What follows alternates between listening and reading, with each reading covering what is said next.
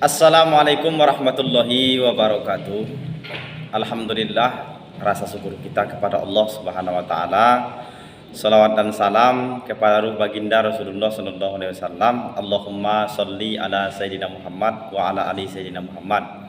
Perkenalkan, kami mahasiswa Stayaptip Pasaman Barat Prodi PAI semester 3. Pada kesempatan kali ini kami dari kelompok 1 akan memaparkan materi yang berjudul komputer dalam rangka memenuhi tugas pada mata kuliah aplikasi komputer yang diampu oleh Ibu Rizka Oktarina MPD. Selanjutnya perkenalkan, nama saya Ahmad Sarkowi sebagai moderator, dan rekan saya yang bernama Sukma Aini sebagai pemateri pertama dan Murni Saniyah sebagai pemateri kedua. Dan kepada pemateri pertama dipersilahkan. Bismillahirrahmanirrahim. Assalamualaikum warahmatullahi ta'ala wabarakatuh. Saya ucapkan terima kasih kepada moderator yang telah memberikan saya kesempatan untuk memaparkan materi tentang komputer. Sebelumnya, saya Sukma ini sebagai pemateri pertama. Untuk mempersingkat waktu, langsung saja kita kepada materi penjelasan tentang komputer. Komputer ialah seperangkat alat elektronik yang digunakan untuk mengolah data penyimpanan, baik berupa teks maupun visual, ataupun serta membantu pekerjaan manusia supaya lebih mudah.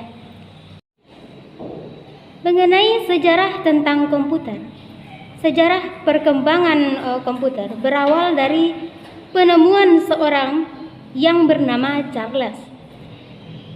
Dia adalah seorang ilmuwan di dunia yang telah banyak memberikan kontribusi bagi kehidupan manusia, terutama dalam perkembangan komputer. Selanjutnya, perkembangan komputer generasi ke generasi. Generasi pertama, sejarah komputer pertama ini mulai hadir pada pada tahun. Dan selanjutnya, pada generasi kedua, komputer mulai populer pada tahun 60-an. Pada generasi ini, komputer berbentuk transistor dan cirinya lebih cepat, lebih dapat diandalkan, dan hemat energi. Dan selanjutnya, pada generasi ketiga, komputer ditandai dengan munculnya IC yang menggantikan peran komputer pada generasi kedua. Ciri-cirinya memiliki memori lebih besar dari generasi kedua, memiliki ukuran lebih kecil, dan hemat listrik. Sekian pemaparan materi dari saya. Selanjutnya saya kembalikan lagi kepada moderator. Terima kasih kepada pemateri pertama, dan selanjutnya pemateri kedua dipersilahkan. Bismillahirrahmanirrahim. Assalamualaikum warahmatullahi wabarakatuh. Baik, terima kasih kepada moderator yang sudah mempersilahkan saya untuk melanjutkan materi yang sudah dipaparkan pemateri terdahulu. Alangkah baiknya saya memperkenalkan diri dulu, walaupun tadinya sudah diperkenalkan secara singkat oleh moderator. Dan perkenalkan, nama saya Murni Saniyah dari program studi PAI semester 3 dari kampus Stayaptip Ujung Gading dari kelompok 1. Di sini saya akan menjelaskan materi selanjutnya yang sudah dipaparkan oleh pemateri yang pertama. Jadi di sini saya membahas tentang generasi komputer keempat, yang dimana generasi keempat ini setelah IC muncul, perkembangan komputer menjadi lebih jelas, yaitu mengecilkan ukuran sirkuit dan komponen-komponen elektronik. Dan pada tahun 1981, IBM memperkenalkan penggunaan personal komputer untuk penggunaan baik di rumah, di kantor, maupun di sekolah. Tentunya, pada generasi ini komputer memiliki ciri-ciri. Dan ciri-ciri tersebut ialah seperti yang pertama, menggunakan memori yang sangat besar, dan yang kedua, memiliki kecepatan dalam mengolah data, dan yang ketiga, ukurannya menjadi sangat kecil. Yang selanjutnya pada generasi kelima. Komputer pada generasi kelima ini dikembangkan sejak tahun 1985, walaupun sebenarnya komputer ini masih sangat jauh dari kenyataan.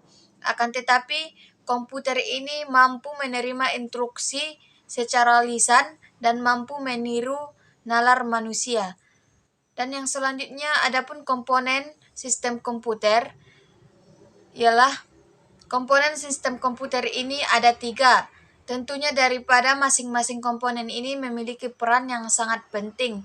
Dan komponen tersebut ialah yang pertama hardware, kedua brandware, dan yang ketiga software. Dan yang selanjutnya itu bentuk-bentuk komputer dari masa ke masa.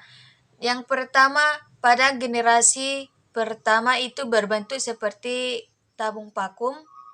Dan yang kedua berbentuk transistor, dan yang ketiga itu berbentuk integrated circuit, dan yang keempat mikroprosesor, dan yang kelima artificial intelligence. Dan yang selanjutnya adapun manfaat komputer ini ataupun fungsinya ialah seperti sebagai sarana komunikasi, sarana hiburan, sarana informasi, penunjang pendidikan, dan penunjang bisnis. Dan yang paling utama dapat mempermudah kita dalam mengerjakan sesuatu hal. Dan selanjutnya pasti kita bertanya-tanya tentang seberapa pentingkah komputer ini dalam kehidupan kita. Jadi di sini kami akan menjawab, bagi kami sebagai mahasiswa, komputer ini sangatlah penting. Karena apa? Dengan adanya komputer ini sangat memudahkan kami untuk membuat tugas-tugas yang diberikan oleh dosen, dan tentunya mempermudah segala pekerjaan yang ada yang meliputi kepada sistem teknologi. Dan selanjutnya saya serahkan kepada moderator. Sekian dari saya. Tadi saya mulai dengan salam, kini pun saya akhiri dengan Assalamualaikum warahmatullahi wabarakatuh. Terima kasih kepada rekan saya yang sudah memaparkan materinya.